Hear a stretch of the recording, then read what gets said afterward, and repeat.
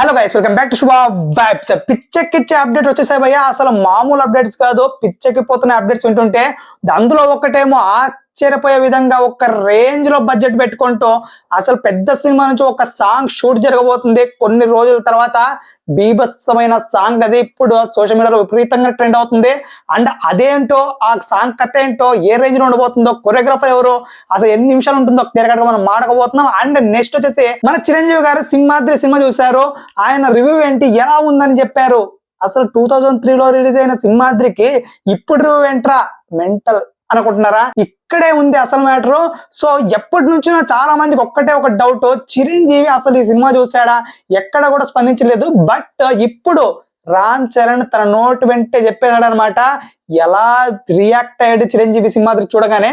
So మొత్తానికి దాని తర్వాత ఒక రెండు పెద్ద సినిమాలు అయితే అసలు బిభత్సంగా ఏంటి హిట్ అయ్యాయి అనుకుంటున్నారా? కాదు భయ్యా, పోస్ట్ పోన్ అవ్వబోతున్నాయి. అవి ఏంటి అనేది కూడా ఈ వీడియోలో మాట్లాడుకుందాం. సో మొత్తానికి ఫస్ట్ వచ్చేసి మన ఎన్టీఆర్ గారి ఆయుధ పూజ సాంగ్ అయితే రిలీజ్ కాబోతుంది భయ్యా. ఫస్ట్ టాపిక్ మంది అదే. సో మొత్తానికి ఆ సాంగ్ కి కొరియోగ్రాఫర్ వచ్చేసి గణేష్ ఆచార్య. ఈయన గురించి చెప్పాలంటే అబ్బో మామూలుగా లేడు. అసలు బిభత్సమైన డాన్స్ పర్ఫార్మెన్స్, అలా ఇలా దూకుతూ ఇలా అస్సలు చేయడు. ఇలాంటి కోతి చేష్టలు మామూలుగా ఉండదు. ఆయన గ్రేస్ మాత్రం ఒక వేరే లెవెల్లో ఉంటది. ఎగ్జాంపుల్ చెప్పాలంటే ఒక్కసారి ఇక్కడ చూసేయండి.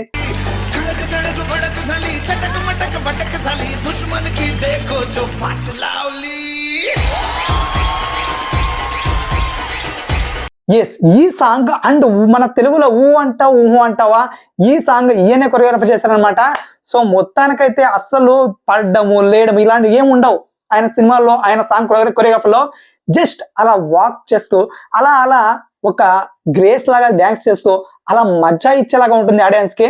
సో ఆయుధ పూజ సాంగ్ ఎలా ఉంటుంది, ఎలాంటి కిక్ ఇస్తుంది, ఆయన ఎలాంటి స్టెప్స్ పెట్టారనేది ఇప్పుడు మనం ఈగర్ గా వెయిట్ చేయాలి. సో ఎన్టీఆర్ గారి రేంజ్ కి తగ్గట్టే ఉంటది, అంతకు మించి ఉంటుందో చూడడం వల్ల. సో మొత్తానికి దాని తర్వాత మన చిరంజీవి గారు సింహాద్రి సినిమా చూశారు. ఎస్ భయ్య, అసలు మన రామ్ చరణ్ గారు రీసెంట్ గా ఒక ఇంటర్వ్యూ ఇచ్చారనమాట.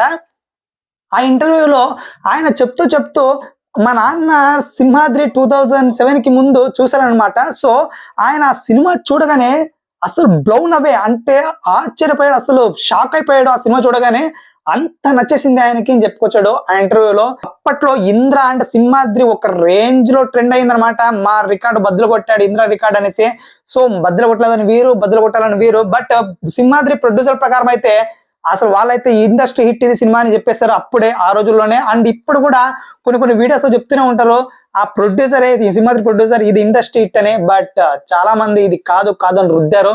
బట్ ఫ్యాక్ట్ అయితే ఎక్కడ పోదు కదా. సో మొత్తానికి ఇలా చెప్పడంతో రామ్ చరణ్ ఇప్పుడు ఎన్టీఆర్ ఫ్యాన్స్ కి పండగ లాంటి వార్త అయిపోయింది. సో మొత్తానికి సోషల్ మీడియాలో ఇదే ఒక ట్రెండింగ్ చేస్తున్నారు. సో మొత్తానికి చూడాలి ఏ రేంజ్ కి వెళ్తుంది ఈ ట్రెండ్. అండ్ నెక్స్ట్ వచ్చేసి ఒక రెండు పెద్ద సినిమాలు అయితే పోస్ట్ పోన్ కాబోతున్నాయా, అది ఏవో కాదు, గేమ్ చేంజర్ అండ్ మన పుష్ప 2. అసలు ఈ రెండు సినిమాలు అయితే ఈ సంవత్సరంలో అస్సలు రావు, డౌటే లేదు. నెక్స్ట్ ఇయర్ కి జనవరికి గానీ అండ్ సమ్మర్ సీజన్ లో పుష్ప 2 రాబోతుంది. జనవరికి గానీ ఖచ్చితంగా గేమ్ చేంజర్ వచ్చే అవకాశాలు ఉన్నాయి భయ్యా. ఈ సంవత్సరం అయితే క్యాన్సిల్ అనమాట. సో ఇది మాత్రం ఫ్లాష్ న్యూసే. సో మొత్తానికి ఇవి గైస్ అప్డేట్ అయితే, మరి ఈ అప్డేట్ లో మీకు పిచ్చెక్కించే అప్డేట్ ఏది అనిపించిందో తప్పకుండా మన కాంట్రోల్లో తెలియచేయండి. అండ్ ప్లీజ్ సబ్స్క్రైబ్ టు శుభ వైబ్స్.